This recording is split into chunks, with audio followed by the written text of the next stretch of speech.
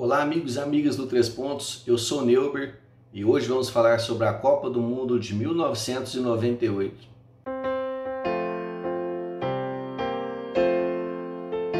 A geração que começou a acompanhar o futebol após a Copa de 94, como eu, ficou muito mal acostumada. Primeiro veio o vice-campeonato da Copa América de 95, perdendo nos pênaltis para o velho rival Uruguai. Mas depois foram duas grandes alegrias. Sob a batuta da dupla Romário e Ronaldo, vieram os títulos da Copa América de 1997 e da Copa das Confederações no mesmo ano.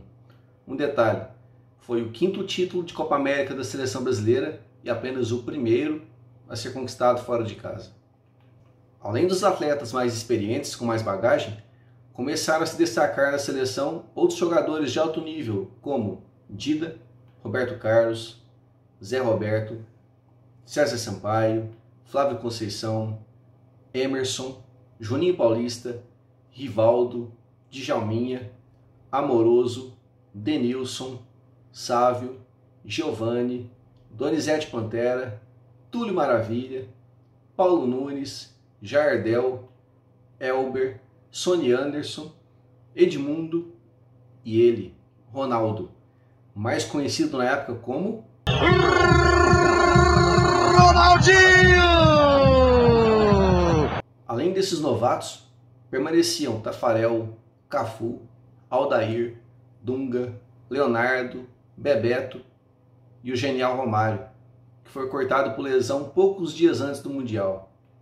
Com todos esses craques e os bons resultados, parecia impossível que o Brasil não vencesse a Copa de 98.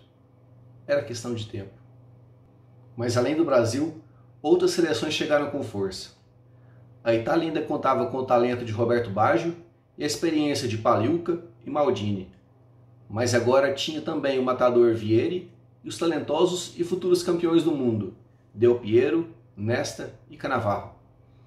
Mesmo reserva, o jovem goleiro Buffon, de apenas 20 anos, participava da primeira de suas 5 Copas do Mundo.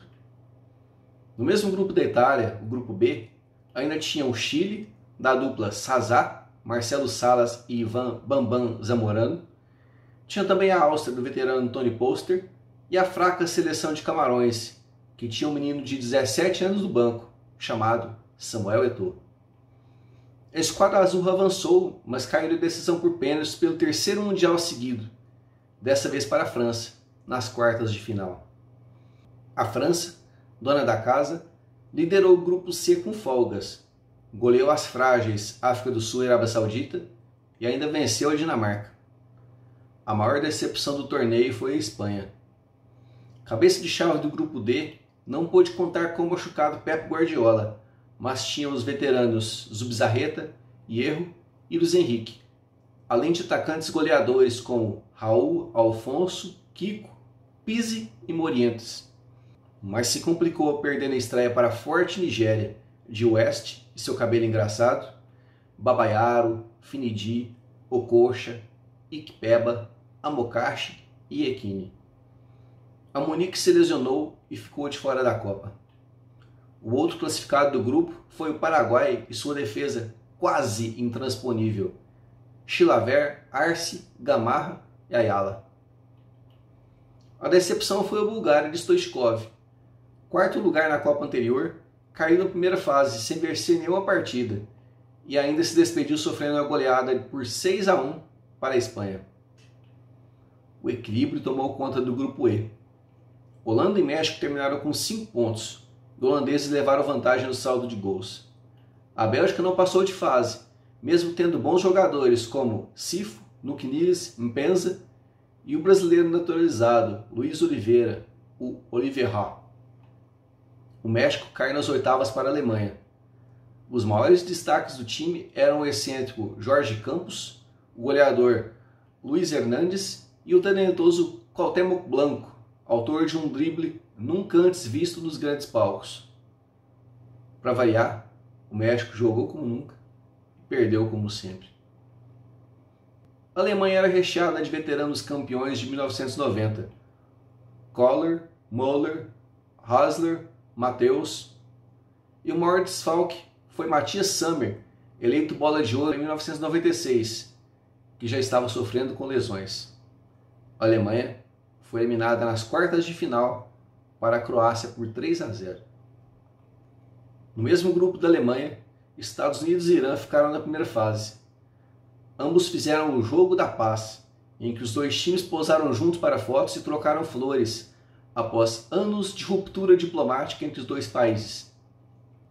Mas quem se classificou no grupo F, juntamente com a Alemanha, foi a Iugoslávia, que tinha Mijatovic, autor do gol do título do Real Madrid na Champions naquela temporada, que quebrou um jejum de 32 anos do clube, e outros ótimos coadjuvantes, como Mihailovic, excelente nas bolas paradas, o veterano Stojkovic, Savicevic, Jugovic e o jovem Stankovic.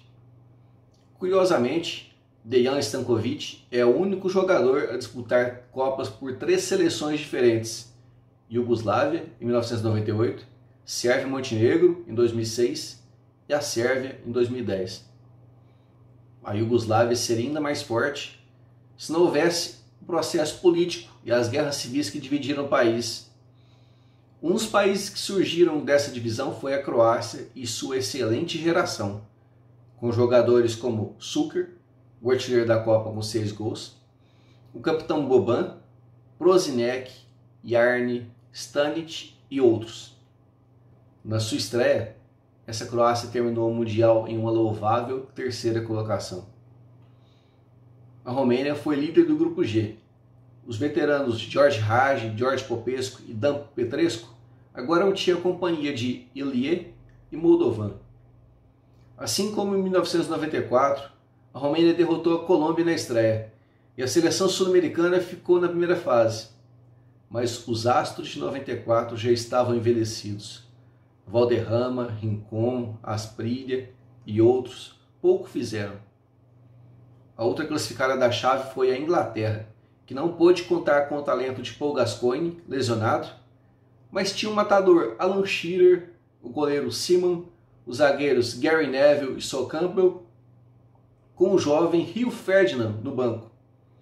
Uma das esperanças do time era David Beckham, que estava surgindo bem no Manchester United, mas a surpresa positiva foi o Wonder Kid, o garoto maravilha, Michael Owen, de apenas 18 anos. Mas uma das lembranças mais marcantes do Mundial foi a seleção da Romênia. Após garantir a classificação antecipada, depois de vencer Colômbia e Inglaterra, todos os jogadores romenos descoloriram o cabelo, menos o goleiro Steleia, que era careca. Assim, foi muito legal quando a Romênia apareceu com todos loiros, mas o futebol não foi mais o mesmo. Empatou com a Tunísia e foi eliminada pela Croácia nas oitavas de final.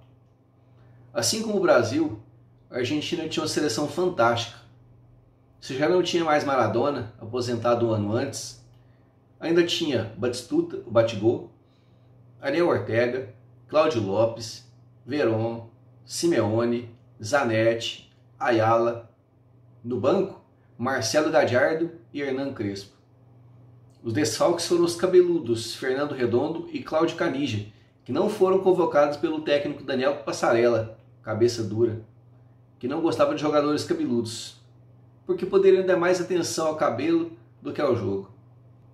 Segundo o treinador argentino, um jogador de cabelo curto normalmente passa a mão na cabeça 6 vezes por jogo, enquanto o cabeludo arruma o cabelo de 60 a 90 vezes por partida.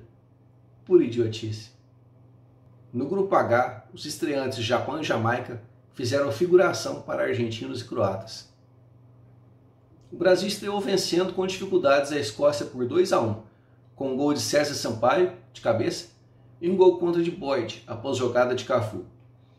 Na segunda partida, Ronaldo Fenômeno fez seu primeiro gol em Copas, Bebeto fez um e Rivaldo outro, 3-0 sobre o Marrocos, sem muitas dificuldades.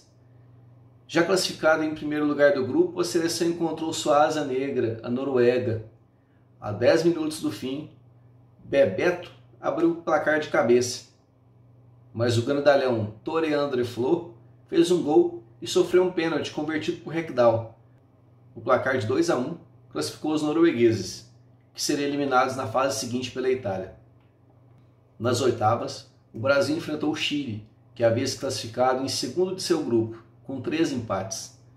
Vitória brasileira por 4-1, com 2 gols de César Sampaio e 2 de Ronaldo. Salas descontou para o Chile. Nas quartas, o Brasil pegou a Dinamarca, que voltava a disputar o Mundial 12 anos depois. Nas oitavas, a Dinamáquina havia goleado a Nigéria por 4-1. Os maiores destaques dos nórdicos eram o goleiro Schmeichel e os irmãos Michael e Brian Laudrup. Mas em uma partida inspirada de Rivaldo, o Brasil venceu por 3-2, com 2 gols do camisa 10 e 1 de Bebeto. Ficou marcante na memória o segundo gol dinamarquês. Dentro de sua área, Roberto Carlos vai tentar tirar a bola de bicicleta e falha. Brian Laudrup manda para o gol e comemora deitado, imitando a Pequena Sereia, personagem criado pelo escritor dinamarquês Hans Christian Andersen. Na semifinal, um jogo épico, com uma das melhores seleções holandesas da história. Van der Sar, Stan, os gêmeos Frank e Ronald de Boer, Cocu, Seedorf, Edgar Davids, ele que jogava de óculos, mas jogou a Copa sem os óculos, e a forte dupla de ataque, Kluivert e Bergkamp. O Brasil sofreu muito com a ausência de Cafu, suspenso com o segundo cartão amarelo. Seu substituto foi Zé Carlos, que 1 ano antes estava jogando na Matonense. Ele era muito bom para imitar animais, mas não conseguia imitar um lateral direito e foi presa fácil para as investidas de Zenden. No primeiro minuto do segundo tempo, em um belo lançamento de Rivaldo, Ronaldo entrou na diagonal e abriu o placar. No finalzinho, Ronald de Boer cruzou pelo alto e Kluivert subiu sozinho para empatar. Na prorrogação, os dois times se soltaram de vez e estiveram perto de marcar o gol de ouro, mas a decisão foi mesmo para os pênaltis. Uma das cenas mais marcantes da Copa de 98, que ficou gravada em minha memória de menino de 12 anos, foi a forma como o Zagallo motivou Tafarel antes da decisão por pênaltis. Essa é uma das várias marcas do velho Lobo. E Tafarel pegou as cobranças de Cocu e Ronald de Boer e classificou o Brasil para mais uma final de Copa. A decisão seria contra a França, que contou com os 2 únicos gols de Thuram pela seleção para eliminar a ótima Croácia do artilheiro Suker, que acabou ficando em terceiro lugar. Uma coisa que nunca vou me esquecer é a torcida cantando o hino nacional da França, La Marseillaise, a plenos pulmões. Sem Laurent Blanc, suspenso, e com os jovens Thierry Henry, Trezeguet, Vieira e Pires no banco, o técnico Aimé Jacquet escalou os donos da casa com Barthez, Thuram, Desailly, Leboeuf e Lizarazu, Deschamps, Petit, Karembeu, Djorgaeff, Zidane e Guivarch no ataque. No Brasil, uma história mal contada deixou Ronaldo de fora da escalação prévia. Leia todos os detalhes da partida, incluindo a convulsão de Ronaldo, no último link da descrição e no primeiro post fixado. Mas o fenômeno acabou indo para o jogo e pouco fez. Aliás, a seleção brasileira toda pouco fez. A França foi segura o tempo todo e fez 2 gols em cobrança de escanteio e 2 cabeçadas de Zidane, com falhas graves da marcação brasileira. Curiosamente, Zidane era o responsável pela cobrança de todas as bolas paradas. Dessa vez, ele ficou dentro da área e como os brasileiros não sabiam como marcá-lo, não se prepararam para marcá-lo, ele acabou fazendo os 2 gols. Já nos acréscimos, Petit fez o terceiro em um rápido contra-ataque, naquela que era a pior derrota brasileira na história das Copas até então. O Brasil nunca havia perdido por 3 gols de diferença até aquele 12 de julho de 1998. E a França se tornou, merecidamente, campeã do mundo. Eu, que tinha plena certeza que era impossível o Brasil não ser campeão do mundo com aquela seleção, comecei a acompanhar mais o futebol internacional, dentro das limitações da época e do lugar onde eu morava. E passei a respeitar mais e admirar mais os adversários. O Brasil não era imbatível. O título de 94 e o vice de 98, e o futebol como um todo, me moldou a ser como eu sou. Foi na Copa de 98 que comecei a fazer minhas análises táticas das seleções, como nessas anotações da época que eu guardo até hoje. Depois, ainda veio a Copa do Mundo de 2002, mas essa é outra história que contaremos em outro momento nesse mesmo canal. Continue conosco, siga, curta, compartilhe. 3 pontos. Paixão com conteúdo.